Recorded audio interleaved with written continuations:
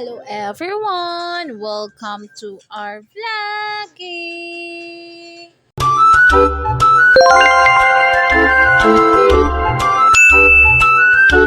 So karon mga ligo mi sa Costway Beach Resort.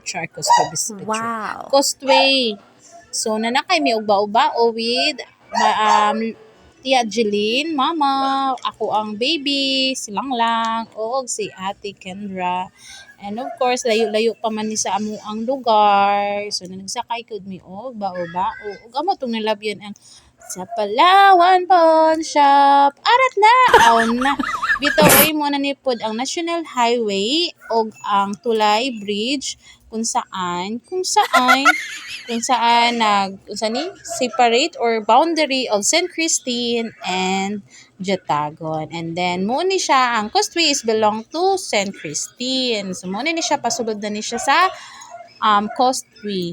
And of course, panagsamag dagat-dagat pud ta kay ingon pa nila tambal man pud daw ni sa mga ubakon, panuhuton ang dagat. So mo ni nangaligo mi and then mo ni siya ang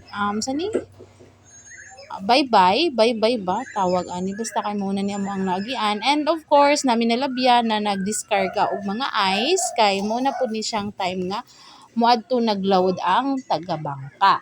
And of course mo na ni day ng agianan namo paingon sa Costway og malabyan pud namo ang Palmera, ang Villa Luisa kung wa ako na mali.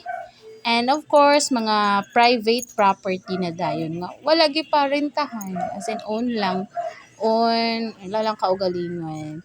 And amo na lang ni og ubanan mi ninyo sa among pagpangaligo og salamat tuod sa paglantaw sa amo ang mini vlog ug ayaw mo kalimot og share, likes og follow sa amo ang vlogging. And mo na ni ako makauban tuod guys, si Mama, si Tia Jeline, and si Ate Kendra.